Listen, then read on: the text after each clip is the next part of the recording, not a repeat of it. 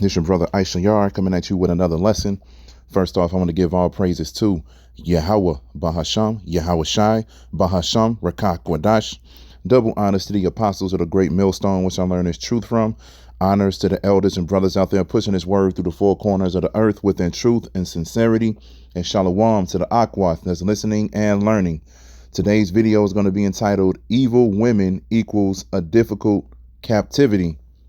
Now, I got inspired to do this lesson because of this lesson right here from Apostle Tahar. And the video is called The Slap and Other Topics. And I had this lesson put together a while ago because, as you can see, he came out with this video about 11 days ago, pretty much 2 weeks. But it's been so much going on within the Israelite world that the spirit, had me going to other things. But I was like, let me bring this lesson out before, it gets to the point where this video was, like a month old or whatever the case may be. But anyway, pretty much within this video, within the first few minutes, which I'm going to play for you all, Apostle Tahar mentions that if we had righteous women and if our women were, in their right mind, they were doing the thing that they were supposed to do, he said this would be an easy captivity. And he pretty much said within a video, he was like, this is one of the reasons why the Most High was like, nope, I can't have you all just go. We're supposed to be in captivity and we're supposed to be punished, right? The Most High was like, nope, I can't just have you all have this all easy and everything like that. He was like, I'm going to make sure I turn your women against you. And this is what's going to make things even more difficult for the men. Because at the end of the day, man, you got to remember the men are going through it the most. Because Eve can get away from a lot of situations because of her beauty and just for the simple fact that she's a woman. It's a lot of simple men out here. And of course, Esau, he loves women as well, man. And so a lot of our women understands that. And that's why you see a lot of videos where you'll see them riding in the nice cars with the so-called white man, which is Esau, and everything like that, because they're trying to escape the curses. But at the end of the day, the women can't escape the curses. The Most High is going to find something to do to you or something to put you through, regardless of what situation that you're in, just like the rest of us. But at the end of the day, like I said, I'm not going to keep speaking. I'm going to play the first 3 minutes of this video so you can see where I got it from. You can listen to the beloved Apostle Tahar. And then, we just hop right into the scriptures. All right, so let me turn the phone this way so you all get a full screen, and let's go. All praises to Yahweh Bashem, Rachaa Bashem, Hakadosh. And I'm going to entitle this video The Slap and Other Topics. Anyway, I didn't see the Oscars last night. I was on the road trying to make some shekels, so I got in late. And the next morning, it was a news channel. They mentioned it briefly, and I went to like one of the major news channels. It was Channel 2, Channel 7, whatever. The highlight of the Oscars was Will Smith getting up and smacking the shit out of Chris Rock. Chris Rock is a real one. He took that smack, man. and they at first they didn't know whether it was like staged, but the way Will Smith walked back to the seat, it wasn't no stage. He was mad. Some scriptures come to mind. Of course, I'm going to go in Isaiah chapter 3, verse 16 on down. I'll go right to the point. And also the scripture, this is in Proverbs. Who knows the way of a man and his maid? Because this relationship between Will Smith and Jada Pinkett Smith is a rocky one, but he's the anchor. He like I said, the first precept to come to mind is who knows a man and his maid. You have a special, attraction, feeling for a particular woman, And I don't know the backstory behind all that, but there was a situation with what's this guy having a sexual entanglement with Jada, and she talks about it, and he doesn't know what to do because, Will looks at Jada as the love of his life. So, hey, that's how a man works. Hey, and the scriptures say this for you guys with the long hair: the glory of a woman is her hair. The glory of a woman is her hair. The glory of man is the woman.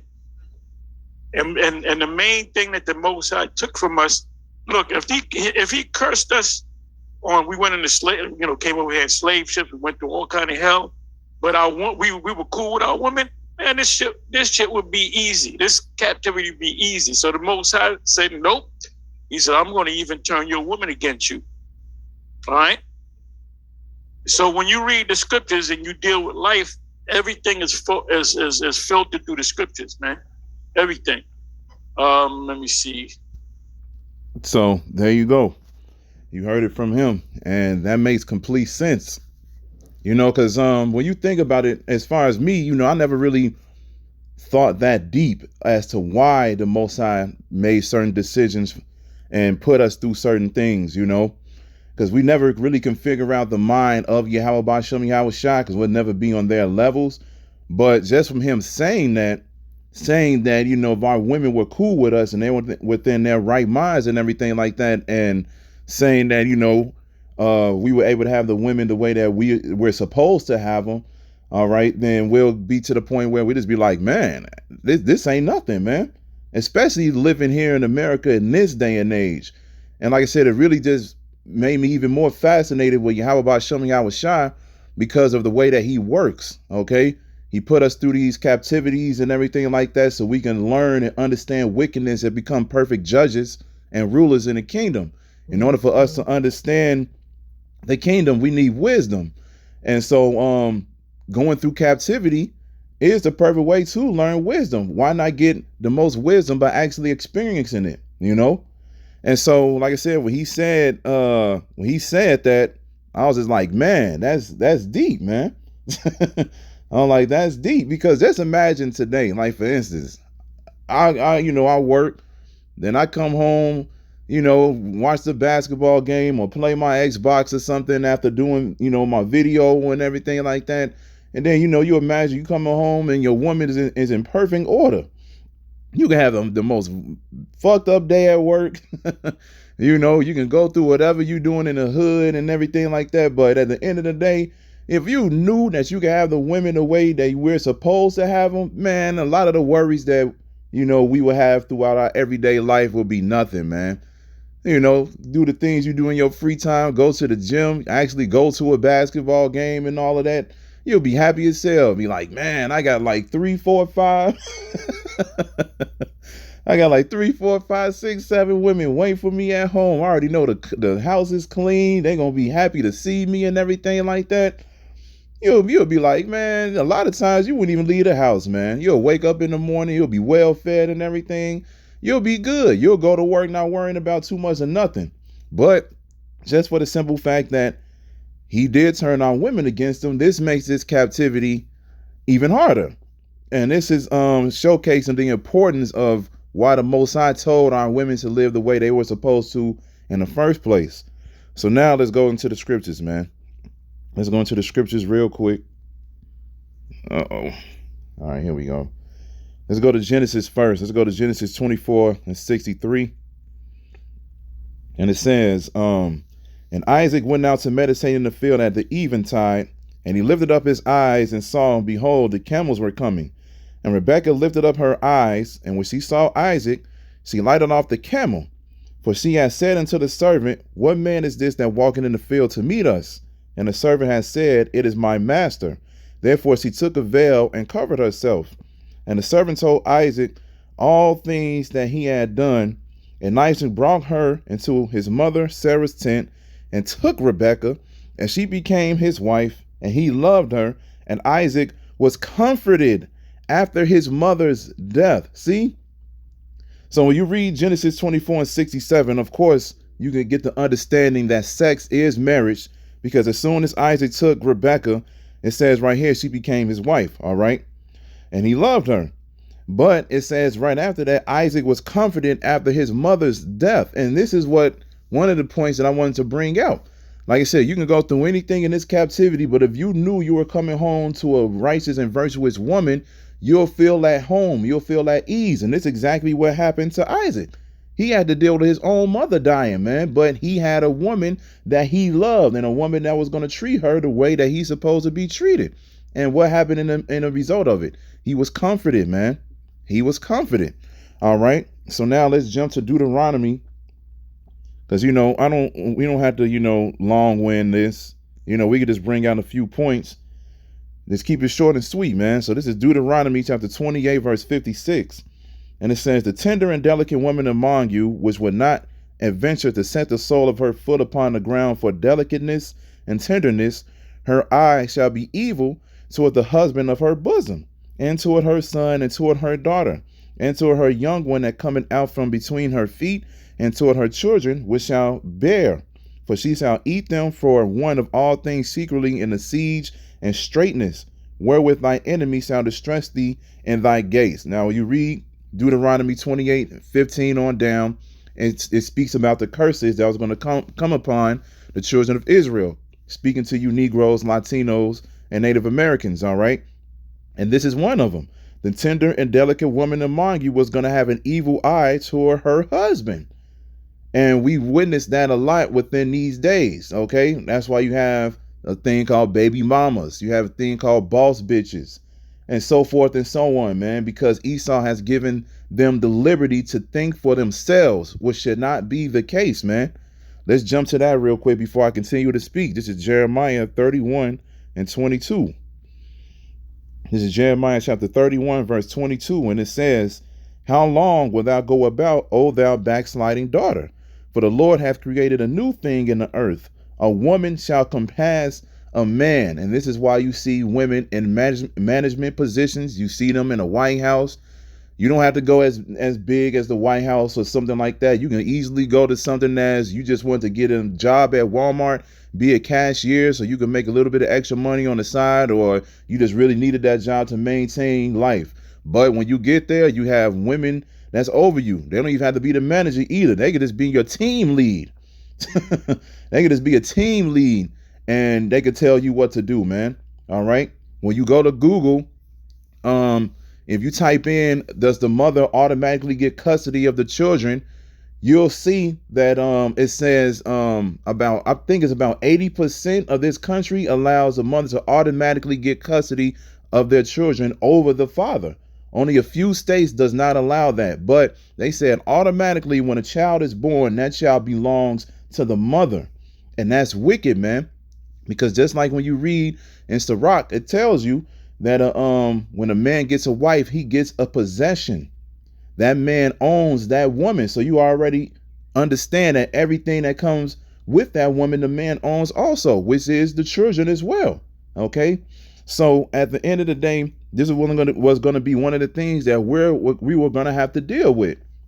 And Elder Malcolm will bring out a point because he was talking about The Walking Dead in one of his past videos. And he said he was bringing out the point on how, they always put the women in a position where whenever it's like the apocalypse or something like that, they all have these special abilities and they're the ones that's leading. They're the ones that know how to fight and get all of the men and women and children out of the situations, because this is one of the ways that they big up the woman so they can make them feel like more than what they are. But they got to understand, women got to understand that, man, when shit hit the fan, it's going to be complete opposite. This is where Isaiah 4:1 is going to kick in. Okay, because there's going to be a lot of women that's going to see these elect men out here.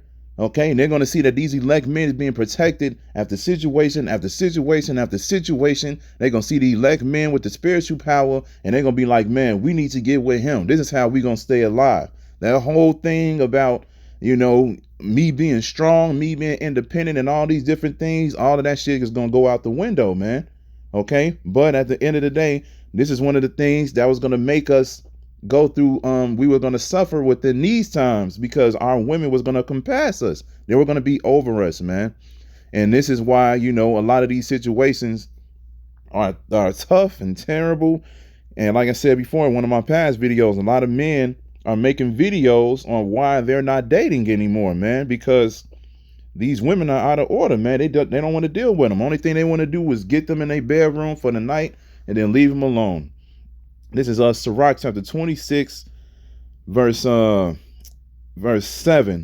And it says, an evil wife is a yoke shaken to and fro. He that hath hold of her is that as though he held a scorpion.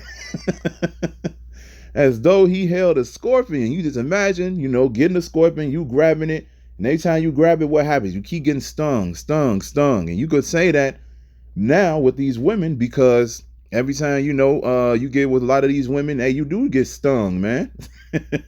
You get with them, man. A lot of these women are filthy. A lot of them do not clean. They don't want to be clean. They don't want to take showers every day. They don't want to do this. They don't want to do that. It was a picture that came up, I think, last year with Hot Girl Summer, and they had this so-called black woman or whatever, and she had on the tight jeans, looking thick and everything like that, but they had pictures on it. They was like, oh, look, she got the sunglasses on, and then they had the picture of a fish, and it was pointing to her vajayjay, man. That's why I was like, hey, you technically you get stung by these women because they do give you these diseases and everything like that, and they make your life a living hell, man. The brother from GMS Watchmen, he came out with the video. What was the video? When he was comparing a lion to Judah. And within the video, he showed one little clip or whatever, of how, our women come against us in every single little situation. And like I said, this what makes a difficult captivity for us, man. We got to deal with our women. We got to deal with the police. We got to deal with our own brothers. Okay. As far as, gang banging or people, all of that, man, we got to deal with everything. But Eve can find a way out of this, man. She can find a way out of certain situations. They don't really go through as many things as we do.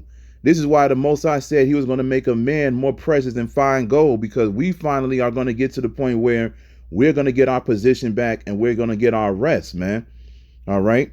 But just like it says right here, man, an evil wife is a yoke shaken to and fro. He that hath hold of her is as though he held a scorpion. This is the spirit that the Most High put upon our women, man.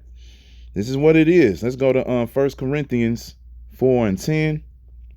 And it says, we are fools for Hamashiach Yahushai's sake, but ye are wise in Yahushai. We are weak, but ye are strong. Ye are honorable, but we are despised. Even until this present hour, we both hunger and thirst, and are naked and buffeted, and have not certain dwelling place, have no certain dwelling place, Salakia, and labor, working with our own hands, being reviled, we bless, being persecuted, we suffer it, being defamed, we entreat, we are made as the filth of the world, and are the offscouring of all things unto this day. So this is what we do, man. We suffer through these things for Yahweh B'Shem Yahushua. We already know that, a lot of things that we want, we can't have on this side. And one of the things that we suffer is dealing with our women, man. That's one of the things that we suffer. It's been a few stories that came out with brothers that's in the truth, and they came home and found that women committed adultery, or something happened to the point where they felt like they had to let them go, because I've been through the same thing myself, and it's just horrible, man, because just like I brought out yesterday in my video, not yesterday, the day before, I was just like, man, men get jealous, man. And Apostle Tahar mentioned this. He was just like, man, a man loves a woman more than a woman loves a man, because a man wants to take care and show love to his woman by the things that he can provide for her, do for her, protect her, and everything like that, man. That's the way that he shows love. Love is not us being in the bedroom and making sweet love to you in between the sheets and everything like that. That's not how we show our affection. That's one of the ways that we get relief. Okay, one of the things that I always remember from this rapper, he's Royce the 5'9". You may know who he is. He said, the same face I make when I go to war with niggas in the streets is the same face I make when I'm in a bedroom with my woman.